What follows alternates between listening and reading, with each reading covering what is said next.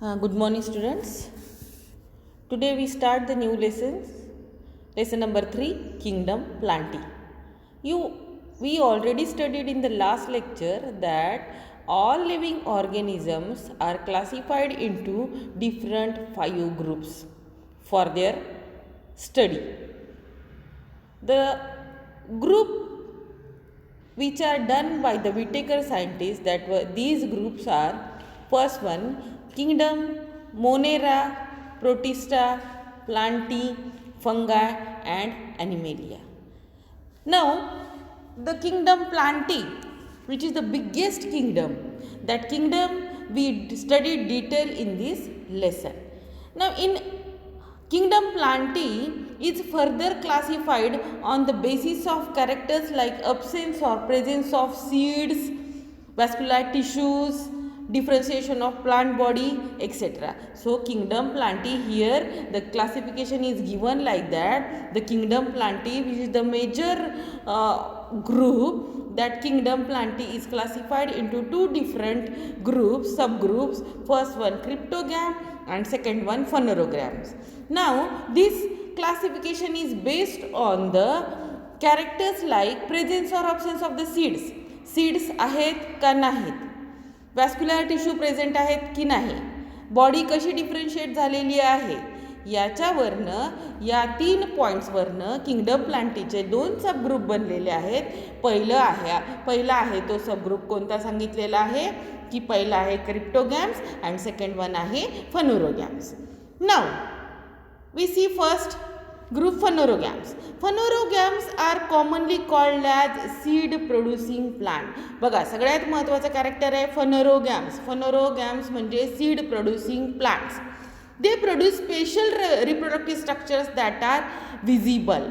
ते एक प्रकारचं रिप्रोडक्टिव्ह स्ट्रक्चर प्रोड्यूस करतात जे विजिबल आहे, जे डोळ्यांना दिसतं. म्हणजेच ते काय तयार करतात तर फ्लावर तयार करतात. फ्लावर तयार होऊन सीड तयार होणारे प्लांट्स, सगळे प्लांट्स कोणत्या ग्रुपमध्ये इन्क्लूड केलेले आहेत, फनोरोग्रॅम्समध्ये. दुसरा ग्रुप आहे बघा क्रिप्टोगॅम्स. क्रिप्टोगॅम्स याच्या opposite. Cryptogams are spore producing plants. ते काय तयार करतात, ते काय प्रोड्यूस करतात तर स्पोर प्रोड्यूस करतात. They do not produce seeds and flowers. Seeds आणि फ्लावर्स क्रिप्टोगॅम्स तयार करत नाही. They reproduce sexually by gamete but sex organs are concealed. Here बघा कॅन्सर्ड.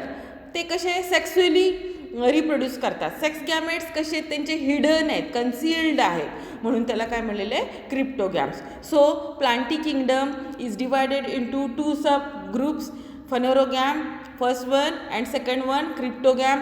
Phanerogams flowering plants having seeds, cryptogams non flowering plants doesn't have seeds but they have spores, they produce spores. This is the main differentiation point of the cryptogams and phanerogams. Now in the next bit we see about the silent features of the major plant groups under cryptogams. म्हणजे जर तुम्ही classification बघितलं तर क्रिप्टोगॅम म्हणजे काय लक्षात ठेवायचं, cryptogams are non flowering plants, these cannot produce the seeds. Now these cryptogams are again classified into 2 groups, non-vascular plants, vascular plants. This classification is depend on the presence and absence of the vascular tissue. बघा वॅस्क्युलर tissue जर present असतील तर ते plants कोणते आहेत, वॅस्क्युलर plants आहेत. वॅस्क्युलर tissues जर absent असतील तर ते कोणते प्लांट्स आहेत, नॉन वॅस्क्युलर प्लांट्स आहेत. Non vascular are again classified. These are again subgroup into thallophytes and bryophytes. ज्या प्लांट्समध्ये वॅस्क्युलर टिश्यूज नाहीत अशा प्लांट्सचे परत 2 ग्रुप पडलेले आहेत, कोणते, थॅलोफाईट्स आणि ब्रायोफाईट्स. आणि वॅस्क्युलर प्लांट्स कोणते आहेत तर टेरिडोफाईट्स. मग ह्या क्रिप्टोगॅम्सचा प्रत्येक 1, 2, 3 कोणते, थॅलोफाईट, ब्रायोफाईट, टेरिडोफाईट, याचे आपल्याला डिटेल्ड कॅरेक्टरिस्टिक्स बघायचे आहेत. So we see about the division thallophyte. काय बघायचं आपल्याला, डिव्हिजन थॅलोफाईट. थॅलोफाईट हे कसे आहेत, नॉन वॅस्क्युलर आहेत. म्हणजेच काय, याच्यात वॅस्क्युलर टिश्यूज नाहीत. बघा कॅरेक्टर्स बघा. First character, members are mostly aquatic, few grow on other plants as epiphytes. हे याच्यातले सगळे प्लांट्स हे मोस्टली कसे आहेत, aquatic. Aquatic means they are found, they are live inside the water, they are grow inside the water.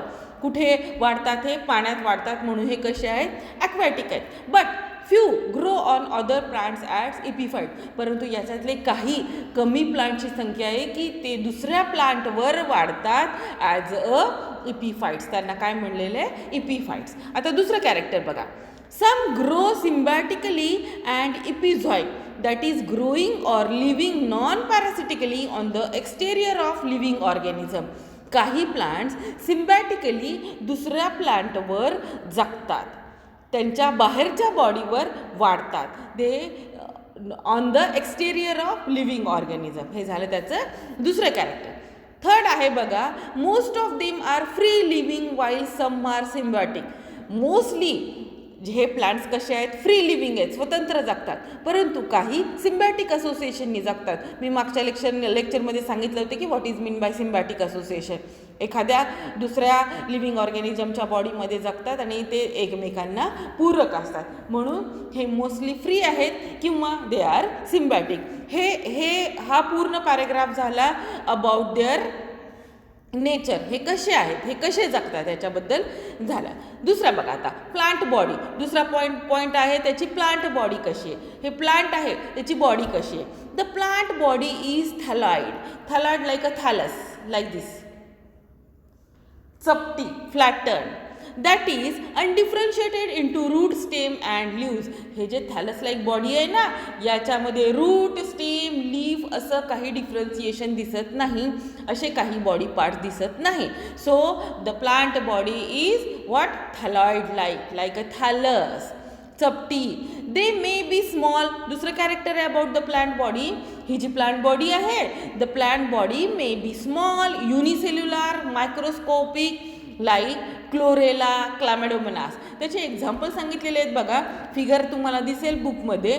Chlorella आणि क्लॅमेडोमोनास असे दोन त्याचे एक्झाम्पल सांगितलेले आहेत. अशा त्यांच्या प्लांट बॉडी आहेत. कशा, त्या स्मॉल असतात, युनिसेल्युलर असतात म्हणजे made by a single cell, microscopic असतात म्हणजे उड्या डोळ्यांनी आपण बघू शकत नाही, फक्त अंडर मायक्रोस्कोप बघू शकतो. For example chlorella and chlamydomonas, these are the two examples. क्लोरेलामध्ये ब्रॅकेटमध्ये लिहिलेलं आहे, this is non motile. Non motile means cannot move from one place to another place, but chlamydomonas can motile. ही plant body कशी आहे, motile आहे. It can move from one place to another place. Now next third one, they can be multicellular. बघा तिसरं character आहे, they can be multicellular, अनब्रँच, filamentous like spirogyra or branch. आता याचं example आणखीन एक आहे, स्पायरोगारा. आता स्पायरोगारा मल्टीसेल्युलर आहे म्हणून याच्यामध्ये इन्क्लूड होणारे प्लांट्स हे मल्टीसेल्युलर ही आहेत. The plant body is unbranch, branching नसते. It is filamentous like a spirogyra. बघा हे असे spirogyra like a filamentous, or branch filamentous like chara. हे बघा हे काराची फिगर आहे, ब्रांच्ड पण असते, अनब्रांच्ड पण असते. A huge microscopic seaweed which measures more than 60 metre in length is also an alga. बघा सार्गॅसम हे त्याचं एक एक्झाम्पल सांगितलेलं आहे. Sargassum is a huge microscopic seaweeds. सीमध्ये सापडणारं वीड आहे. वीड म्हणजे अनवॉन्टेड प्लांट, त्याच्यापासून काहीही फायदा नाही असं सी वीड सार्गॅसम. त्याची लेंथ सांगितलेली आहे more than 60 metre in length and it is also an alga. हे अल्गा प्रकारामध्ये मोडतं. So these are some characteristics. This is about the information of plant body of thallophyte. जर महत्त्वाचे पॉईंट्स बघितले तर प्लांट बॉडी ह्याची कशी आहे, लाईक अ थॅलस. ओके, त्या रूट, स्टेम, लीव्ज असं त्याचं काही डिफरन्सिएशन होत नाही. हे स्मॉल आहेत, मायक्रोस्कोपिक आहेत, युनिसेल्युलर आहेत, काही मल्टीसेल्युलर आहेत, काही ब्रँच्ड आहेत, काही अनब्रँच्ड आहेत, काही त्याचे एक्झाम्पल्स सांगितलेले आहेत. Now about the next the algal cell. Now third paragraph जर बघितला आपण तर थर्ड पॅरेग्राफ कशाबद्दल आहे बघा.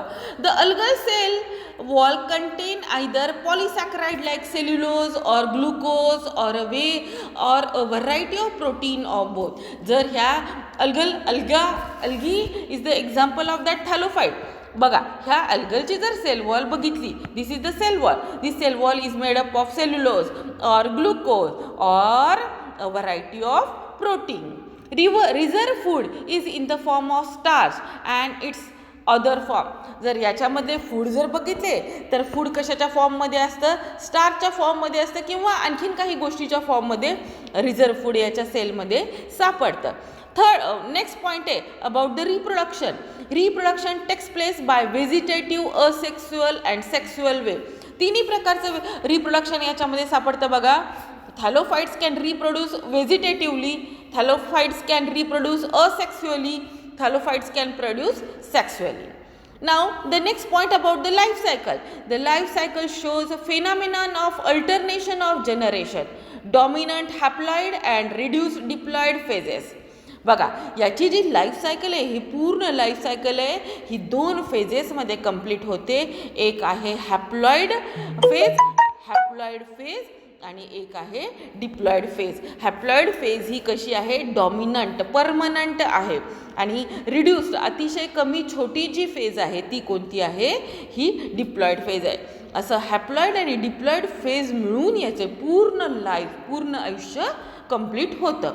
नाव next point, algae are classified as per its pigment. त्याच्यामध्ये अल्गीचं क्लासिफिकेशन सांगितलेले. अल्गीचं परत क्लासिफिकेशन होते कशामध्ये, Chlorophyceae, Xanthophyceae and phycobilin. This classification is based on which type of colour pigment is present in that.